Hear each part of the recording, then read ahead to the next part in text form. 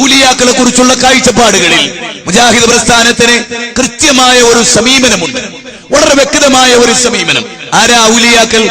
ആരാ യഥാർത്ഥത്തിൽ അല്ലാഹുവിന്റെ ഔലിയാക്കൾ? അലാ ഇന്ന ഔലിയാ അല്ലാഹി ലാ ഖൗഫുൻ അലൈഹിം വലാ ഹും യഹ്സനൂൻ അല്ലദീന ആമനൂ വകാനൂ യത്തഖൂൻ. അല്ലാഹ് പറയാട്ടോ, അതാ ഞങ്ങൾ എന്തുകൊണ്ട് പല കാര്യങ്ങളും മുകളിലെടുക്കുന്നു നിങ്ങൾക്ക് മനസ്സിലായോ? പടച്ചോനെ ആരാണ് യഥാർത്ഥ ഔലിയ എന്ന് അല്ലാഹ് പറഞ്ഞാൽ പിന്നെ അതിനേക്കാൾ വലിയൊരു വർത്താനം വേറെ ഉണ്ടാവും. അള്ളാന്റെ ഔലിയാക്കൾ ആരാന്ന് അല്ലാഹ് പറഞ്ഞാൽ പിന്നെ അതിനേക്കാൾ ഒരു ഔലിയാനെ പറ്റി വേറൊരാൾ വിശദീകരിക്കണോ? അതാണ് 10-ാം അധ്യായം 61, 62, 63 വചനം വായിച്ചേ. അല എന്ന അറബി പദം ഉപയോഗിക്കൽ എപ്പോഴറിയോ? ഗൗരവപ്പെട്ടൊരു കാര്യം ഈ സമൂഹത്തെ പഠിപ്പിക്കാനാണ്, വളരെ ഗൗരവപ്പെട്ടൊരു കാര്യം പഠിപ്പിക്കാനാണ്.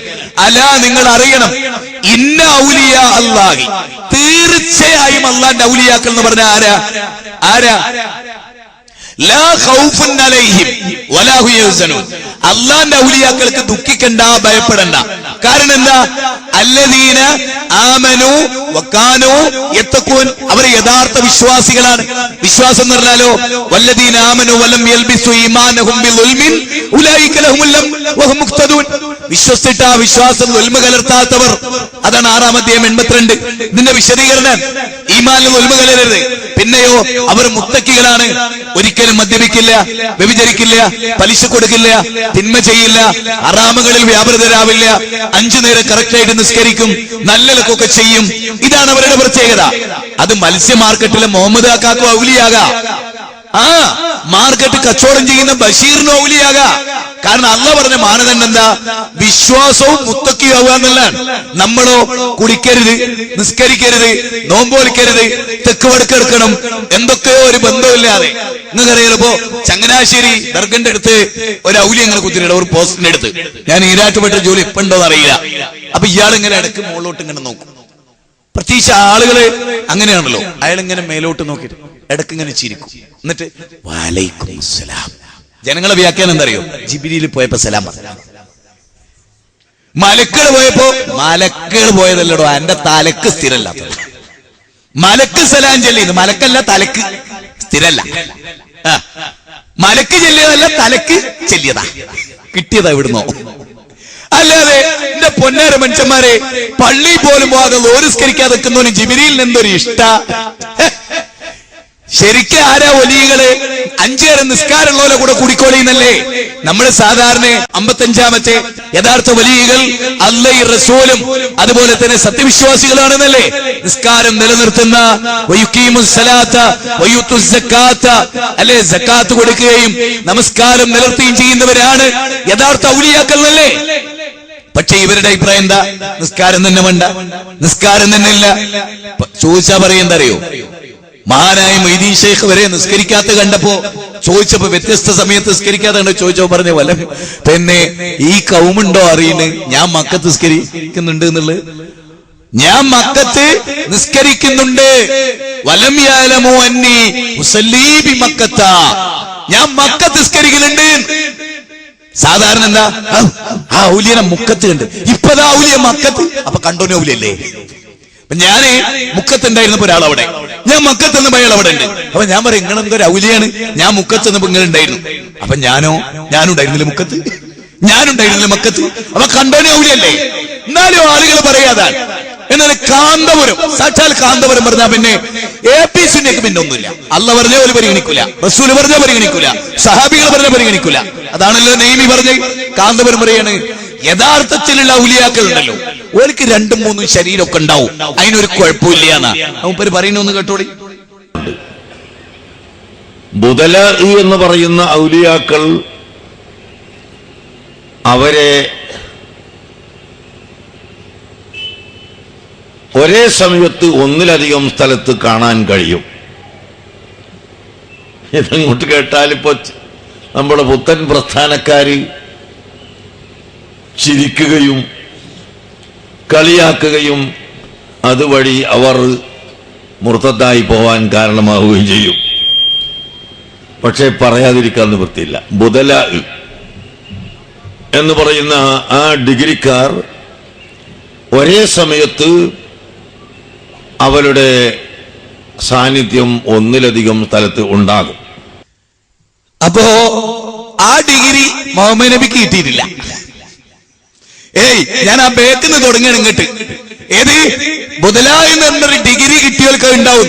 അപ്പൊ എന്താണ് 1.25 ലക്ഷത്തോളം അമ്പിയ മുർസലിങ്ങൾക്ക് കിട്ടിയിട്ടില്ല, ഔലിയാക്കൾക്ക് കിട്ടി. ജനങ്ങളെ, ഈ വിവരദോഷിയില്ലെന്നോ ഈ ഇസ്ലാമിനെ പൊളിയൻ, ഈ പൊളിയൻ നിങ്ങളൊന്ന് മനസ്സിലാക്കി.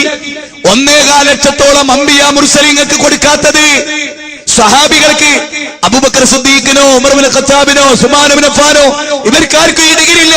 പിന്നെ ആർക്കാണോ ഈ ഡിഗ്രി? ആർക്കാ ഈ ഡിഗ്രി? ആർക്കാ ഈ ഡിഗ്രി? ഇവരെക്കാൾ വലിയ ഔലിയാക്കൾ ആരാ? ഈ പറഞ്ഞ മഹാന്മാരെക്കാൾ വലിയ ഔലിയാക്കൾ നിങ്ങൾക്കാരാ? അവർക്കൊന്നും കിട്ടാത്ത ഡിഗ്രി ഇവർക്ക് വകവെച്ചു കൊടുത്ത ഇവരാണ്. ഇത് നിങ്ങൾ ഗൗരവമായിട്ടൊന്ന് മനസ്സിലാക്കണം. ഇത് നിസാരമല്ല. ഇവൻ ഇസ്ലാമിന്റെ മുഖ്യ ശത്രുവാണ്. ഇവൻ ഇസ്ലാമിന്റെ സേവകനല്ല. എന്റെ ഭാഷ പറഞ്ഞാൽ ജൂതന്മാർക്ക് വേണ്ടിയുള്ള ഏതെന്റെ ഇവൻ. നിങ്ങൾ മനസ്സിലാക്കണം. ഇവൻ ഖമറുലമയല്ല, ഇവൻ ഖാറൂനാണ്, അഭിനവ ഖാറൂൻ. നിങ്ങൾ മനസ്സിലാക്കണം. ഇനി വളരെ നിങ്ങൾക്ക് ഇപ്പൊ മനസ്സിലാവില്ല. ഇപ്പൊ നിങ്ങൾക്ക് വിമർശിച്ചു എന്നേ തോന്നുന്നു. ഓരോ ദിനം തെളിയല്ലേ മുജാഹിദുകൾ പറയുന്നത്? തെളിഞ്ഞോണ്ടിരിക്കല്ലേ? എല്ലാവർക്കും ബോധ്യപ്പെട്ടുകൊണ്ടേയിരിക്കല്ലേ? അല്ലേ? ഓരോ കാര്യങ്ങളിലും ഓരോരുത്തർക്കും ഇത് ബോധ്യപ്പെട്ടുകൊണ്ടിരിക്കല്ലേ? ആലോചിച്ച് ഈ ഡിഗ്രി ഉള്ളവർക്ക് അതുണ്ടാവും. എന്റെ ചോദ്യം, മുഹമ്മദ് നബിക്ക് പ്രാപിക്കാൻ കഴിയാത്ത ഡിഗ്രി ആർക്കാണോ പ്രാപിക്കാൻ കഴിയുന്നത്? അബൂബക്കർ സിദ്ദീഖ് എന്ന ഔലിയക്ക് പ്രാപിക്കാനാവാത്ത ഡിഗ്രി ആരാണ്? അബൂബക്കർ സിദ്ദീഖ് അറിയോ? ഔലിയാക്കളുടെ നേതാവ്. റസൂലുള്ളാഹി പറയാണ്, 8 സ്വർഗവാതിലുകളിലൂടെയും വിളിക്കപ്പെടുന്ന ഏറ്റവും വലിയ ഔലിയ അബൂബക്കർ സിദ്ദീഖ് എടുത്ത ഡിഗ്രി ലോകത്തേത് വലിയുണ്ട്. റസൂലുള്ളാഹിന്റെ വിശദീകരണമാണ്. ഒരു നബി വരുമായിരുന്നെങ്കിൽ അതുവരെ അബൂബക്കർ ആകുമായിരുന്നത് മുഹമ്മദ് നബിയുടെ വിശദീകരണമാ. അബൂബക്കർ സിദ്ദീഖ് റളിയല്ലാഹു അൻഹു നേടാനാവാത്ത ഡിഗ്രി നിങ്ങളുടെ കൂട്ടത്തിൽ ആർക്കാണോ ഉള്ളത് എന്ന ചോദ്യം വളരെ പ്രസക്തമാണ്. ജനങ്ങളെ നിങ്ങൾ ഈ കാര്യം അറിയണം. ഈ പിശാചിന്റെ സന്തതികളിൽ നിന്ന് നിങ്ങൾ വിമോചനം നേടണം. ഇത് ഇത്ര ഗൗരവമായതുകൊണ്ടാട്ടോ ഇവിടെ ഇത്ര സ്ട്രോങ് ആയി പോയത്. ഇത് കുറച്ച് ഗൗരവമാണ്. നിങ്ങൾ ആലോചിക്കണം. ഇവർക്കാർക്കും കിട്ടിയിട്ടില്ല. ഒരേ സമയത്ത് അബൂബക്കർ സിദ്ദീഖിനെ മക്കത്തും അതേ സമയത്ത് മദീനയിലും കണ്ട ഒരൊറ്റ ഹദീസ് ഉദ്ധരിക്കാമോ? കഴിയോ? മുഹമ്മദ് നബി സല്ലല്ലാഹു അലൈഹി വസല്ലം പോലും ഉണ്ടായിട്ടുണ്ടോ? ഉണ്ടോ? ഇബ്രാഹിം നബി അലൈഹിസ്സലാം ഉണ്ടായിട്ടുണ്ടോ? നിങ്ങൾ ആരെങ്കിലും കണ്ടിട്ടുണ്ടോ? ഈ ജാഹിലിന്റെ വിശദീകരണത്തിന് തുല്യമായ ഒരു ചരിത്ര സംഭവം ഇസ്ലാമില് ഇല്ല. അപ്പൊ ഇവർ ഇസ്ലാമിന്റെ പൊളിയന്മാരാണ്, നശീകരണ ശക്തിയാണ് ഇവർ. ഇവരിട്ട വെള്ളക്കുപ്പായം കാപട്യത്തിന്റെ കുപ്പായമാണ്, അല്ലാതെ സുന്നത്തിന്റെ കുപ്പായമല്ല. ഇവരിട്ട തലപ്പാവ് കാപട്യത്തിന്റെ തലപ്പാവാണ്. ഇവർക്കാകെയുള്ളത് ഒന്നാ കാര്യം മാത്രമാണ്, അത് വെച്ച് ചതിക്കുകയാണ്, വഞ്ചിക്കുകയാണ്. ജനങ്ങളെ, നിങ്ങൾ ഇക്കാര്യം ഗൗരവമായി മനസ്സിലാക്കിയേ പറ്റൂ.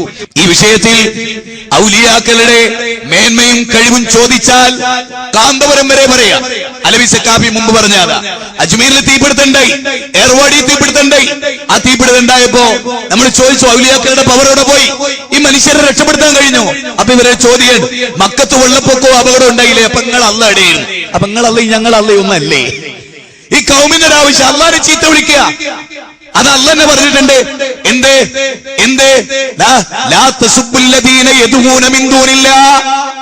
അള്ളാഹ്ക്ക് പുറമെ അവർ ആരാധിക്കുന്നതിന് നിങ്ങൾ ചോദിച്ചാൽ പോലെ അള്ളാഹിനെ ചീത്തറിയും. 6-ാം അധ്യായം 108-ാമത്തെ വചനം. അവർ അള്ളാഹിനെ ചീത്തറിയും. കാന്തപുരം ഉസ്താദ് പറയുന്ന അത്തരം ഒരു സബ്ജക്ട് നിങ്ങളൊന്ന് കേട്ടു നോക്കി. എല്ലാവരും ചെല്ലുന്ന വലിയൊരു സ്ഥലം, എന്നിട്ട് അവിടെ സ്ഫോടനം ഉണ്ടായപ്പോ അത് നോക്കാൻ അജ്മീറിലെ കാകനെ കൊണ്ട് കഴിഞ്ഞില്ലാണ്. എന്നാൽ കഅബോ അള്ളാഹുവിന്റെ വീടല്ലേ? ആ കഅബത്തിൽ കുറെ ആളുകൾ കൊണ്ടൊന്ന് സ്ഫോടനം നടത്തല്ലോ, അത് നോക്കാൻ അള്ളാഹെ കൊണ്ട് കഴിഞ്ഞില്ലേ? എന്താണ് വിഡ്ഢിത്തം ഈ പറയുന്നത്? ഏത് കാന്തപുരം ചോദിക്കണം, മൂപ്പരെന്ത് വിഡ്ഢിച്ച ഈ പറയുന്നത്? മനസ്സിലായോ? ഇത് അല്ലെന്തുണ്ട്? കഅബത്തിൽ കുറച്ച് ആളുകൾ ബോംബിട്ടപ്പോ അല്ലെന്തേലും തടുക്കാൻ കഴിഞ്ഞില്ലേ? എങ്ങനെയുണ്ട്? അപ്പൊ അള്ളാനെ തുലനം ചെയ്യാൻ കണ്ടോ? ഇവരുടെ ആരാധ്യന്മാർ, അത് അള്ളാഹ് പറഞ്ഞതാണ്. ഖുർആനിന്റെ ഒരു ഈജാസ് നോക്ക്. ഇവരെ ആരാധിക്കുന്ന ആരാധ്യന്മാരെ പറ്റി ചോദിച്ചപ്പോൾ ഇവർക്ക് പൊള്ളി, ഉടനെ അള്ളാനെ ചീത്ത വിളിക്കുകയാണ്. ഇത് അള്ളാഹ് പറഞ്ഞു തന്ന ഇതേ കാര്യം ഇത് നമുക്ക് മനസ്സിലാവും. ഇവര് പിഴച്ചിരിക്കുന്നു എന്ന് മനസ്സിലാക്കാൻ ഇതിൽ കൂടുതൽ തെളിവ് വേണ്ട. നിങ്ങൾ മനസ്സിലാക്കേ. കൊട്ടപ്പുറം വാദപതിവാൻ നടന്നപ്പോ ഒരു സംഭവം ഉണ്ടായി. കൊട്ടപ്പുറം വാദപതിവാൻ നടന്നപ്പോ ചെറിയ മുണ്ടം അബ്ദുൽ ഹമീദ് മദനി സുന്നികളുടെ വിശ്വാസത്തിന്റെ പാപ്പരത്വം പഠിപ്പിച്ചു കൊടുക്കാനും ഇവര് വിളിച്ചു പ്രാർത്ഥിക്കുന്ന മഹാന്മാരെ വരെ അള്ളാഹ്ക്ക് തുല്യമായിട്ട് കാണുന്നതെന്ന് ജനങ്ങളെ ബോധ്യപ്പെടുത്താനും ഒരു തന്ത്രം ഉപയോഗിച്ചു കൊട്ടപ്പുറത്ത്. അതിൽ പറഞ്ഞു, നിങ്ങളെ മൊയ്തീൻ ശൈഖിന് കഴിവുണ്ടെങ്കിൽ ഞങ്ങളെ സ്റ്റേജ് ഒന്ന് പൊളിക്കാൻ കഴിയും, ഒന്ന് പൊളിഞ്ഞു പോട്ടെ. മനസ്സിലായോ? അങ്ങനെ വെല്ലുവിളിച്ചു ചെറിയുമുണ്ടോ. ഉടനെ നമ്മളെ ഈ ശൈഖ് അവർകള് ചാടിയണീന് പറഞ്ഞ്, ഞങ്ങൾ അള്ളാഹ്ക്ക് കഴിവുണ്ട്, ഞങ്ങളെ സ്റ്റേജ് ഒന്ന് പൊളിക്കട്ടെ. ചെറിയമുണ്ട് ഉടനെ എഴുന്നേറ്റ് പറഞ്ഞു, കണ്ടോ അള്ളാഹ്ക്ക് തുല്യമായിട്ട് മൊയ്തീൻ ശൈഖിനെ കാണുന്നത് നിങ്ങൾക്ക് മനസ്സിലായില്ലേ, ഇത് ബോധ്യപ്പെടുത്താനാണ്. ഇത് ഈ സംഭവം ഉണ്ടായിന്ന് ഞാൻ പറഞ്ഞ ഞങ്ങൾ വിചാരിക്കുന്നോണേ. ഇതിലേ സംഭവം ഉണ്ടായത് ആര് പറയുന്നുണ്ട്? ഇസുദ്ദീൻ കാമിൽ സഖാഫി, കൊല്ലത്തുകാരൻ, അവന്റെ കേസറിലുണ്ട്. ആർക്കും പരിശോധിച്ചാൽ കാണാൻ കഴിയുന്ന നമ്മൾ വളരെ ഗൗരവമായിട്ട് കാണേണ്ട ഒരു കാര്യം. അപ്പൊ അള്ളാനെ അള്ളാഹ്ക്ക് തുല്യമായിട്ടാണ് ഇവര് തങ്ങന്മാരെയും ബീമാരെയും കാണുന്നത്. അവരുടെ പോരായ്മ ചോദിച്ചാൽ അപ്പൊ അള്ളാന്റെ പോരായ്മ ചോദിക്കും. അപ്പൊ നിങ്ങൾ ഇതിൽ നിന്ന് മനസ്സിലാക്കണം, ഇവരുടെ ഈമാൻ അള്ളാഹിനെ പറ്റി മാത്രമായിട്ട് പ്രസ്താവിക്കപ്പെട്ടാൽ ഇവർക്ക് ചൂടാകുന്നു അള്ളാഹ് പറഞ്ഞിട്ടുണ്ട് ഖുർആനിലെ 39-ാം അധ്യായം 45. എന്നിട്ട് പറയാണെന്ത്, അള്ളാഹ്ക്ക് പുറമെ മൊയ്തീൻ ശൈഖിനെ വിളിച്ച് ദുആ ഇവരോട് പറഞ്ഞാൽ അവർക്കേറെ സന്തോഷമാകുകയും ചെയ്യും എന്ന് അള്ളാഹു പറയുകയാണ്. അപ്പൊ ഈ കാര്യങ്ങളൊക്കെ നമ്മളൊന്ന് ഗൗരവമായിട്ട് പഠിച്ചു മനസ്സിലാക്കേണ്ട കാര്യമാണ്.